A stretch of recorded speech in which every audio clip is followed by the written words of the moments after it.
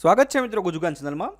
આ વિડીયોની અંદર આપણે વાત કરવાના છીએ જે આપણું 2024-25નું જે બજેટ આવ્યું એની અંદર પ્રાઇમ મિનિસ્ટર મોદી એટલે કે જે કેન્દ્ર સરકારનું આપણું જે બજેટ આવે છે એમાં નવી યોજના એક ચાલુ કરવામાં આવી છે એની વાત આપણે કરશું, જેનું નામ છે પીએમ સૂર્યોદય યોજના।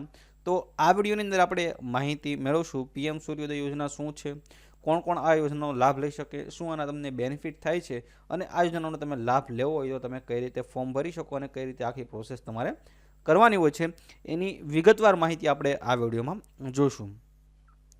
તો સૌપ્રથમ આપણે વાત કરીએ આ યોજનાની જે ઓફિશિયલ વેબસાઇટ છે એ છે pmsuryaghar.gov.in। એની લિંક તમને ડિસ્ક્રિપ્શનમાં આપી દઈશ। એની અંદર આ યોજનાની સંપૂર્ણ માહિતી અને જે પણ તમને આનો કોઈ સંબંધિત પ્રશ્ન હોય તો આ વેબસાઇટની અંદર તમને જવાબ મળી જશે। અને કેલ્ક્યુલેટરનો તમારે યુઝ કરવો હોય, સબસિડી સ્ટ્રક્ચર જાણવું હોય, એ બધી માહિતી આ વેબસાઇટની મદદથી ફોર્મ ભરવાનું હોય એ તમારે આ ઓફિશિયલ વેબસાઇટની અંદર તમારે કરવાનું રહેશે। તો આ વેબસાઇટની લિંક તમને ડિસ્ક્રિપ્શનમાં આપી દઈશ। તો સૌપ્રથમ આપણે વાત કરીએ કે આ પીએમ સૂર્યોદય યોજના શું છે। તો પીએમ સૂર્યોદય યોજના આ કેન્દ્ર સરકારની યોજના છે। મેન હેતુ આનો એ છે કે ગ્રીન એનર્જીને પ્રમોટ કરવા માટે અને જે આર્થિક રીતે નબળા લોકો છે એ લોકો આસાનીથી આ રૂફટોપ સોલર લગાવી શકે, કેમ કે સોલર રૂફટોપનું કોસ્ટિંગ ઘણું બધું વધારે હોય છે।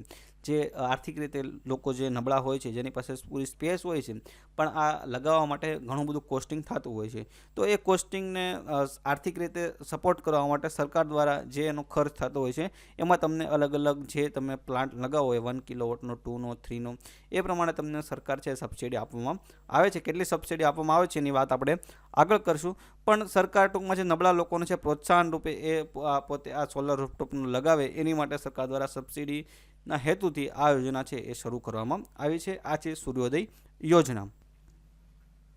પછી આપણે વાત કરીએ આ યોજનાના લાભ। તો આ યોજનામાં તે પર્યાવરણને સ્વચ્છ એટલે ગ્રીન એનર્જીને પ્રમોટ કરવા માટે લોકોના જે વીજળી બિલ આવે છે એમાં એને સેવિંગ થઈ શકે છે। આત્મનિર્ભર ઉર્જા ક્ષેત્રમાં પોતે આત્મનિર્ભર બની શકે, આ યોજનાના મુખ્ય લાભ છે।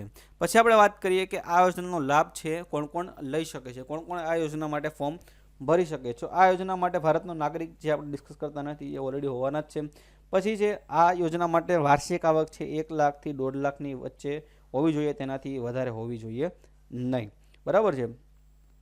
પછી જે લોકો એપ્લાય કરવા માગે છે, જે આ યોજના માટે સોલર રૂફટોપ લગાવવા માટે છે એની માટે જે સ્પેસ છે એ છત ઉપર સ્પેસ હોવી જરૂરી છે। દસ્તાવેજની આપણે વાત કરીએ તો કયા કયા દસ્તાવેજમાં આધાર કાર્ડ છે એક જોશે, તમારા આવકનું પ્રમાણપત્ર જોશે, તમારું વીજળી બિલ જોશે, બેંક પાસબુક જોશે, એક તમારો પાસપોર્ટ સાઇઝનો ફોટો જોશે, એક તમારું રેશન કાર્ડ જોશે અને એક તમારો સરનામાનો પુરાવો જોશે, જેમાં તમે આધાર કાર્ડ કે વોટર આઈડી કોઈ પણ આપી શકો છો, વીજળી બિલ પણ આપી શકો છો। તો આટલા ડોક્યુમેન્ટની જરૂર તમારે સૂર્યોદય યોજના માટે પડી શકે છે। પછી જે દસ્તાવેજ આપણે વાત કરીએ એ દસ્તાવેજ અને સર્વિસ માટે અરજદાર કોઈ પણ સરકારી સેવા સંકળાયેલ હોવો જોઈએ નહીં। સરકારી સેવામાં કોઈ વ્યક્તિ છે એ આ યોજનાનો લાભ લઈ શકતો નથી। તો આ થઈ ગઈ એની પાત્રતા। જો આ પાત્રતા તમે ધરાવતા હોય તો આ યોજનાનો લાભ છે તમે લઈ શકો છો। પછી પહેલેથી પણ નેશનલ રૂફટોપ સ્કીમ હાલે છે, એની આપણે કંઈ ડિટેલમાં વાત નથી કરવી, જે બધાને ખ્યાલ જ છે। પછી માહિતી આપેલી છે સોલાર રૂફટોપ પેનલ શું છે, એની ટેકનોલોજી પણ આપણે મહત્ત્વની નથી, ટેકનોલોજી તમારે સમજવું હોય તો તમે સમજી શકો છો। તો હવે આપણે વાત કરીએ કે તમારે કેટલા કિલોવોટનો સોલાર રૂફટોપનો પ્લાન છે એ જરૂરિયાત પડી શકે છે। તો જો તમારું લાઇટ બિલ છે એ 2500થી 3000ની વચ્ચે આવે છે તો તમારે 3 કિલોવોટનો પ્લાન જોશે।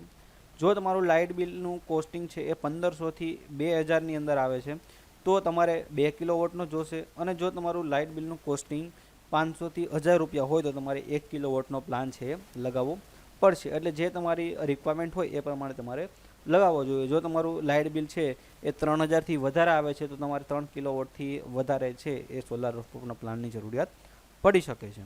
આર્ટિકલની લિંક હું ડિસ્ક્રિપ્શનમાં આપી દઈશ, તમારે આ વાંચવું હોય તો તમે વાંચી શકો છો। પછી અહીંયા આપણે હવે જઈએ ઓફિશિયલ વેબસાઇટની અંદર, જેમાં સબસિડી સ્ટ્રક્ચર આપેલું છે, કેટલી તમને સબસિડી મળવાપાત્ર છે। તો એની માટે અહીંયા સબસિડી સ્ટ્રક્ચર ઉપર આપણે ક્લિક કરી દઈએ છીએ તો એમાં તમારે આ 3 સ્કીમો આપેલી છે। જો તમારું વીજળીનું યુનિટનું કન્ઝપ્શન 0થી 150 યુનિટ જો મંથલી હોય તો તમારે 1થી 2 કિલોવોટનો પ્લાનની જરૂર પડે। એમાં તમને સરકાર છે એ 30થી 60,000 રૂપિયાની સહાય છે, સબસિડી મળવાપાત્ર રહેશે। એમાં વેરી કરતું હોય છે, અલગ અલગ રાજ્ય માટે અલગ અલગ સબસિડી છે, જેની આપણે આગળ વાત કરીશું કે આપણા રાજ્ય માટે કેટલી તમને મળવાપાત્ર છે, જેનું કેલ્ક્યુલેટર પણ એમાં આપેલું છે। પછી 150થી 300 હોય તો તમારે 2થી 3 કિલોવોટ, એમાં તમને 60,000થી 78ની આપે છે।